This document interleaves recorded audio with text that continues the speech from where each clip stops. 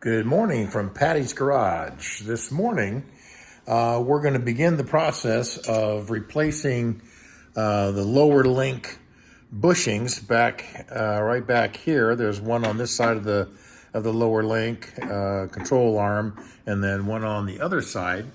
And one of the common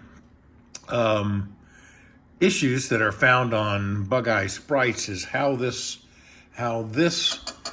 special washer is mounted. And as we can see, let me see if I can get it in here. As we can see, in this case in the book, we should have the bolt coming through this direction, through the bushings, into this washer with a nut on the outside and a cotter pin.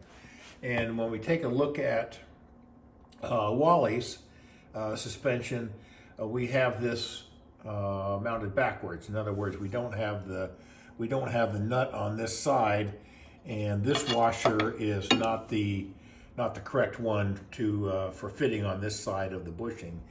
And my understanding is that what happens is you have your bushings aren't situated correctly, and they'll cause some uneven wear on those bushings, and eventually then you'll have some travel issues with that control arm.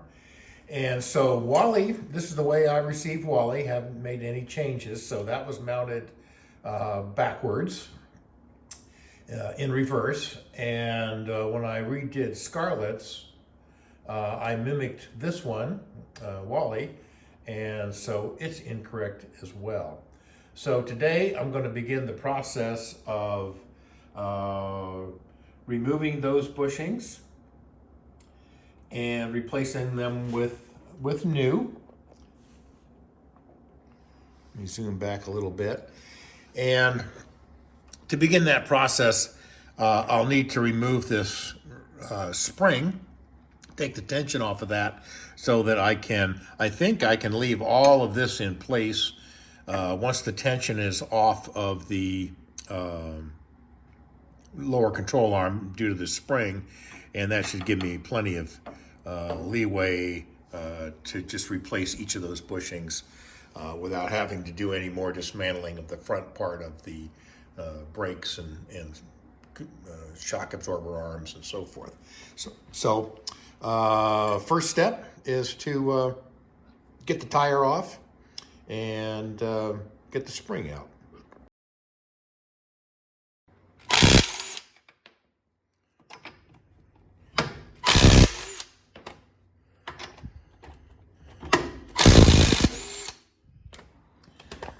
With the wheel removed, I've got a floor jack supporting the bottom of the control arm just to take a little bit of the tension off of the spring. And so the next step is to replace. Now you'll notice that I've got these little lowering spacers here, just trying to adjust the ride heights.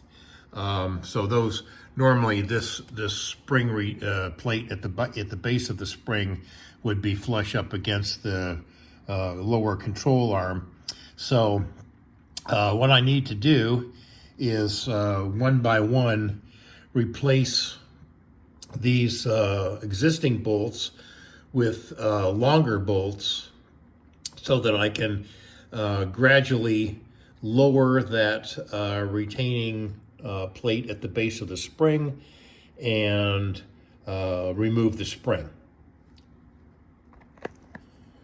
Okay, so with all the bolts loose, we have all the tension off the spring, so we can move on to working with the control arm here. We'll get these rear bushings loosened up and see if we can't get them replaced with everything in situ. The project continues. So here's the aftermath of removing the lower bolts in this area down here of the control arm. This is what the basically the replacement pieces are going to look like. And the key takeaway here, and while a lot of this is getting done, is mainly the difference between this washer and this washer. And you'll notice that this washer has a little step ridge in it, whereas this one does not. And it's got a little castle nut on this end, which we can, we see that showing up here in the diagram. And the key for this is how this bolt goes through from the back, passes through these two bushings, and then this becomes basically a locating washer. The book calls it a special washer that goes into a larger hole, so that this bushing can actually slip through that hole, add the bushing, and so forth. So this bushing doesn't have to be on the shaft as you're trying to get that up into the control arm over here.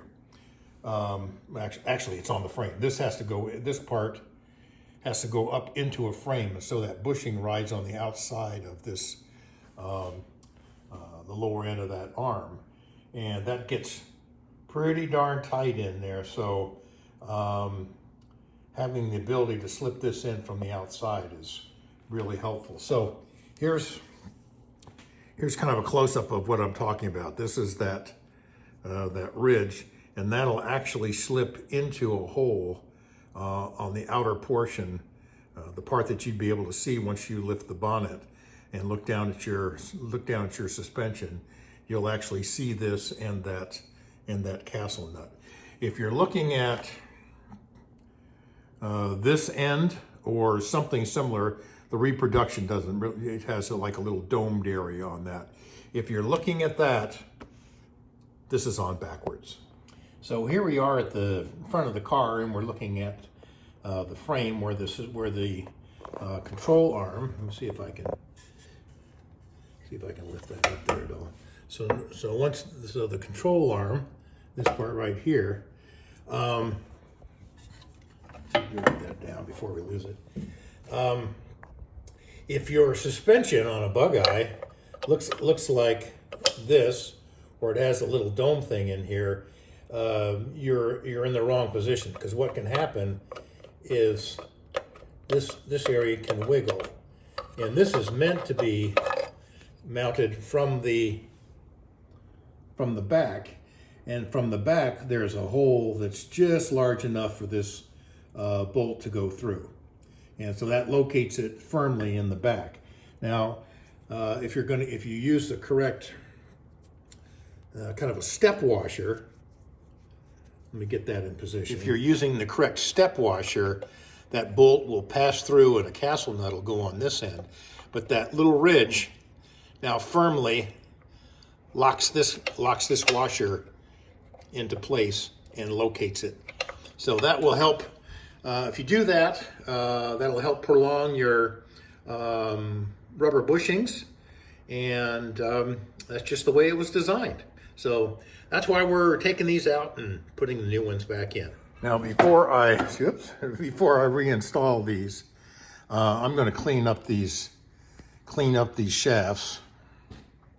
I had to take a little break on the project because these bushings have a metal insert in them, and of course they are going to be a different material than, let me get these back up here again, see if I can get it focus. So they're going to be a different material than what's on the shaft, and they are meant to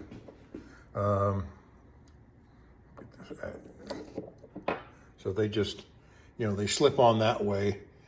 And what happened was, as I was taking these apart, that little metal insert actually froze to the shaft.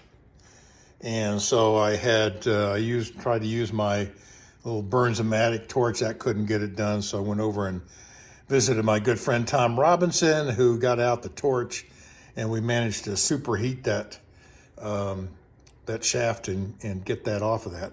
We actually kind of destroyed that in the, we made it oblong in getting that off there. So it was really stuck on here.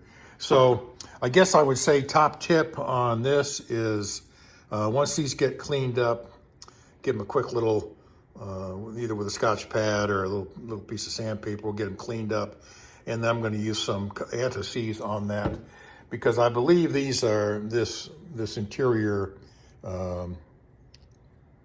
insert is a different metal, and once you've got different metals, the chance for some corrosion and that sort of thing to happen may freeze that up on there. So I'll be using some anti-seize on. We'll clean them up, anti-seize, get them lined up, and try and get that A-arm back installed with their new bushings.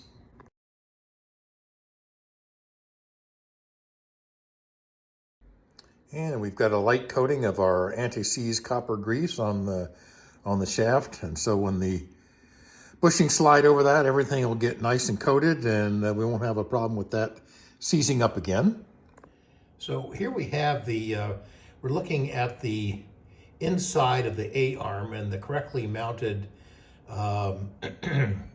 bushing bolt. This is the one with the flat side going through the small hole, entering the A-arm and coming out with that stepped washer on the outside. And from the outside, this is what it's going to look like. And what we need to do then is just insert the washer.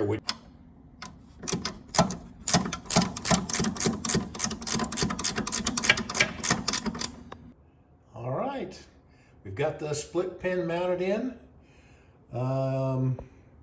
Both sides are complete.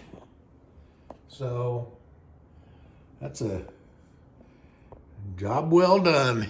Just need to come back at it, get the springs mounted, and we'll continue on to the other side.